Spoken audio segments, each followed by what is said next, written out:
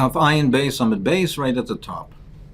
We learned previously in the Mishnah that if there was 5 chaburas in the tracklin, if there was a large house or a mansion and it was partitioned into 5 different areas, how do we view this partitioned area? How do we view this mansion? Do we view it as 5 separate houses or as one big house? Do they have to make 5 separate Eruvin or Erev Echad L'Kulan? So Machlokes Beis Shammai and Beis Hillel. Beis Shammai says Erev L'Chol Chabur V'Chabura. Beis Hillel says Erev Echad L'Kulan.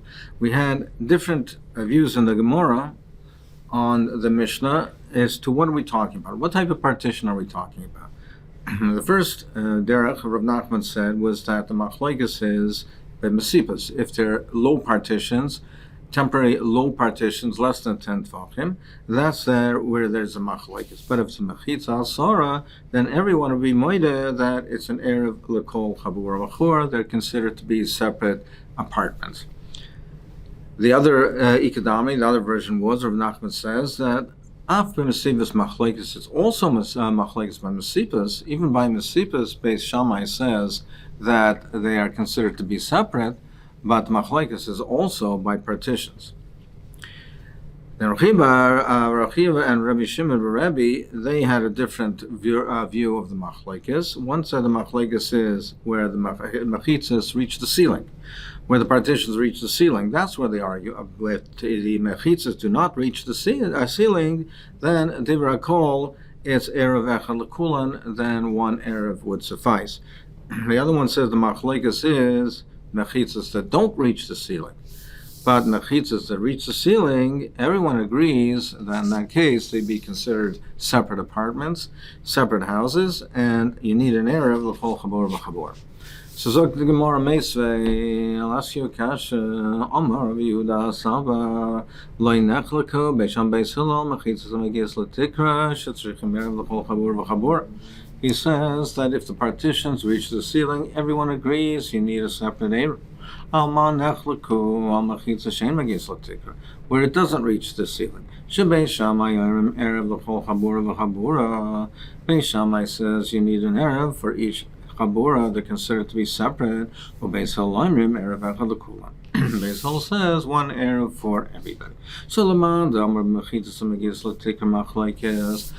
that says that where the mechitzas reach the tikra, the ceiling, is a machlokes to yufta. It's a kasha from here, because here he's saying clearly that where the mechitzas reach the tikra, there's no machlokes, so it's a tiyufta. According to that mandamar, it's a raya. According to the Lashon that Rav Nachman says that he said that by Mesipas, the machlokes is by Mesipas. But if it would be a mechitza, even Beis Hillel would be moida that they're separate apartments. It's a tiyufta, because you see over here clearly that we're talking, according to Rabbi Yehuda Savar, we're talking about mechitzas, and that's the machlokes, and there's machlokes by mechitzas. L'hach lishna dam Rav Nachman af Mesipas machlokes lema tav tiyufta. Let us say, according to the Lashon, Rav Nachman says even by Mesipas the machlokes. Perhaps this should be a tiyufta, because over here we're saying the machlokes is by mechitzas. Rabbi Yehuda Savar says it's by mechitzas, which implies that if it would not be a mechitza, it would just be a mesipas, be a temporary low partition, there would not be a machlokes. The Beis Shammai would be moidim. So let's say it's a tiyufta. Amar lach Rav Nachman plegi mechitza v'hodin b'mesipas. No. It's not a tiyufta because they argue mechitzas, but they also argue by mesipas. It's not only by mechitzas, it's even by mechitzas, but it's also by mesipas. Behind the kamiflik of mechitzas, so if that's the case, why did Rabbi Yehuda Savar say that the machlokes is by mechitzas, if it means if they're arguing even by mesipas, to show you how far Beis Hillel goes, that Beis Hillel goes so far as to say that even by mechitza, even there's a mechitza, but so long as it doesn't reach the ceiling, we consider it to be one house. So it shows you how far Beis Hillel goes. Well, why don't you argue? Say the case, the machlokes Rabbi Yehuda Sover should say the case is Masipus to show you how far Beis Shammai goes, that even if it's only a Masipus, it's a temporary low partition, still they consider it to be divided and it's considered to be separate houses. Nevertheless, Koyach Vatera Adif, we'd rather show you the Koyach of the Matir, Beis Hillel, who is the Matir, and they say even if there is a Mechitza, it's Mutter, it's considered one house, you don't need separate Eruvin. The Koyach Vatera is Adif, we give priority to the one that's Matir. So Rashi explains, because the one who's Matir, he's not Matir, he won't be Matir for a suffix. A person who is one who is Machmir, he might be Machmir, even if he's not sure, even if it's a suffix, he might be Machmir. He won't be Mekel on a suffix. So the Koyach Vatera is more of a Vadois, it's more of a definitive, and therefore Koyach Vatera Adif. Amar Rav Nachman, Amar Rav, Halacha Karayura Saba. He says, so this is Rav Nachman, and he says, the name of Rav Halacha is Karayura Saba. That's the halacha. So, as Tosfos points out, and therefore, when we're saying that that's the halacha, then it must be that we're going according to the Lishna Basra of Rav Nachman. Then, because according to the first lashon of Rav Nachman, the Rav Yehuda Savar, it was a tiyufta, that it was a kasha on the first lashon of Rav Nachman. So it must be going on the second lashon of Rav Nachman, and he said that that's the halacha. That the machlokes is by mechitzas, and it's by mechitzas that do not reach the tikra. Omar Rav Nachman Bar Yitzchak Masnisan Amedika. It's meduik from the Mishnah as well. The Tani Moedim Bisman Shmiksasin Shrum B'Chadoram Ubaliyah is Shetzrichem Erev L'Kol Chabur V'Chabura. Because our Mishnah said that Beis Shammai and Beis Hillel are Moedah, that where some of them of the group, some dwell in separate rooms and some dwell in a second story, in different stories, that they're considered to be separate, and you need an Erev Kol Chabur V'Chabur. My Chador Ma'aliyas. Ilem Chador Mamish Aliyas Mamish. If you mean to say that they're rooms and aliyas, literally rooms and aliyas. So the way Rashi explains it, if you mean to say that their house was constructed with separate rooms and separate stories, second story, third story, etc., so pshita. So the Gemara says that's pshita, meaning if it was constructed that way to begin with, so these are clearly separate apartments, they're separate compartments, separate areas, then it's pashut that they are considered to be separate areas. So of course, Beis Hillel would be moida. In such a case, you need a separate area. The Mishnah would not have to tell me that if the tracklin was constructed with separate apartments, that they're separate, that you need a separate Eruvin.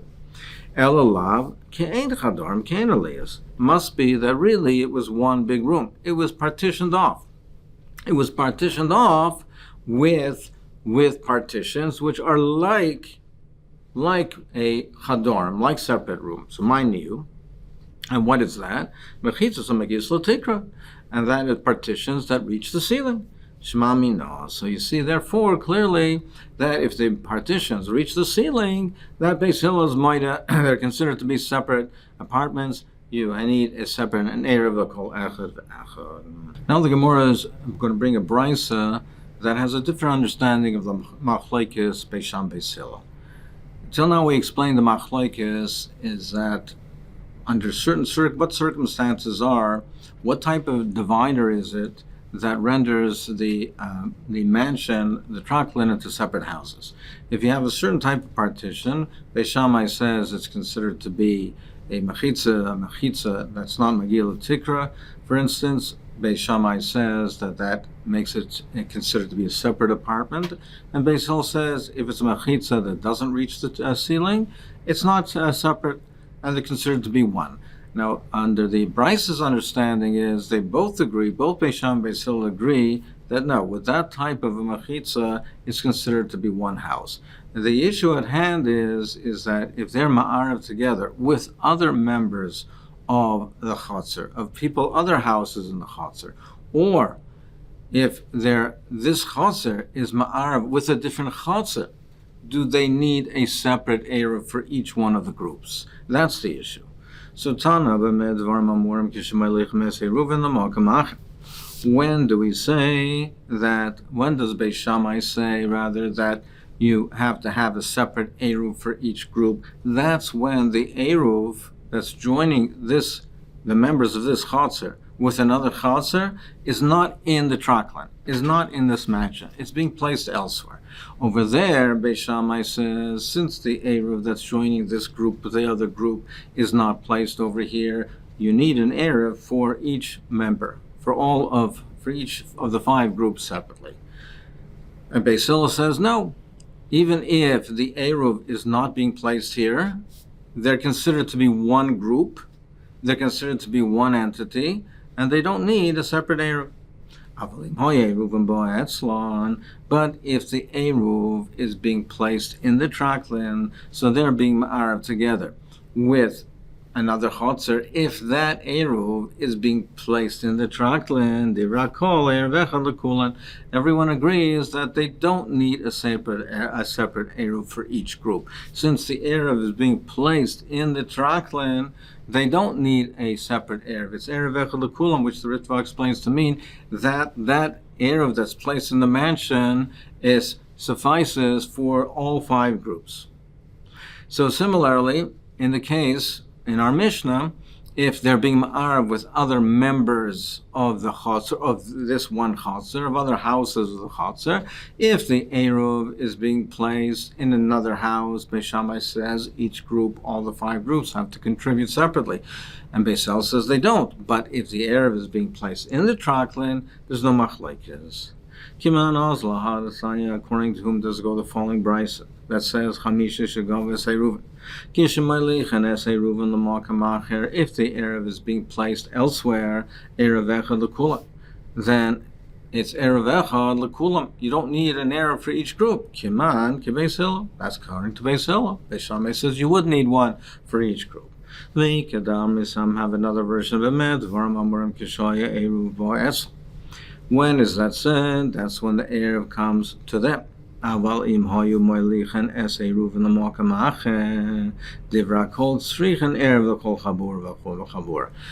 version is where is the machlokes? The machlokes is where the Eruv is placed in the mansion, in the Traklin. But if the Eruv is placed everywhere, everyone agrees that's Shrich Eruv l'kol chabur v'chabur. So, and then everyone will agree in that case that you need a separate one. So then, according to that version, according to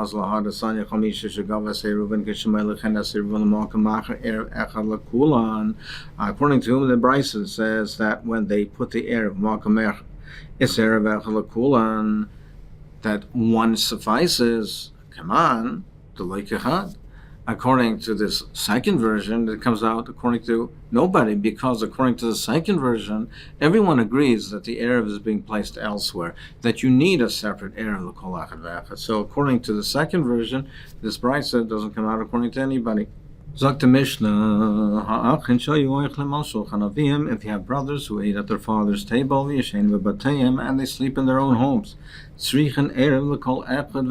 each one of them has to contribute separately to the Eruv. So some words of introduction before we go further in the Mishnah. We know if there are houses that are opened into a Chotzer, each household has to contribute separately to the Eruv. The issue over here is what constitutes a separate household. And if you have sons, they're of a father, brothers that are eating at their father's home, are they considered separate or not considered separate? And to what degree are they considered separate? So we'll see in the Gemara that there's a basic machlokes if a person's residence is determined by where he sleeps or where he eats. And it's machlokes Rav and Shmuel, and they'll interpret the Mishnah. We'll see slightly different interpretation of the Mishnah according to Rav and according to Shmuel. But in general terms, the issue is that if you have the brothers that are eating at the father's table, but they sleep separately, so the ratio of the Mishnah says that they are considered to be separate. They have to contribute separately, and each one has to contribute separately to the Eruv. So therefore, if they join together with other households that open into a Chotzer, they each one have to contribute. Therefore, if one of them forgot and did not contribute to the Erev, it's just like any other case where you have separate houses opening to a chaser, they have to contribute separately to the Erev. If one forgot, they can't carry unless he's mevatel as reshusay. So therefore, if he forgot mevatel reshusay, he relinquishes his rights, and the other ones therefore can carry. Amosai, when is this so? When do we say that the brothers have to contribute separately? As we mentioned in the introduction, we view the brothers as being separate entities, but not entirely, not completely, because they are joined together with the fact that they're eating and or being supported by the father. So we do consider them to be somewhat connected. So we say, Amosai, when do they have to contribute separately? Where the Erev is placed in another house. As we learned earlier, the house where the Erev is being placed into, does not have to contribute to an Erev. If you have separate houses open into a chaser, each one has to contribute. They put it into one house, but the house that the Erev is placed into does not have to contribute. So if the father doesn't have to contribute, the sons don't either. So Amosai, where do we say that the sons have to contribute separately? That's where the Erev is placed elsewhere. Where the father has to contribute, therefore the sons are viewed separately, they also have to contribute. But if the Erev is being placed in the father's house, he doesn't have to contribute, miga that he doesn't have to contribute. Therefore, we say the sons who are connected to the father, being supported by the father, they don't have to contribute either. Or if there's no other diurim in the chaser, if there's no other residence in the chaser that would aser on them, so there's no other residence that would aser, so therefore, to that extent, we would consider the father and the sons to be all one, and it's like there's one house in the chaser, there's no one asering, they don't have to make an eruv. Then, then they don't have to make an eruv. So we apply a principle to say where the father doesn't have to make an eruv, they don't have to either. Where there's no one else in the chaser, we do view them as one. So we view them as being independent, but not completely, not entirely.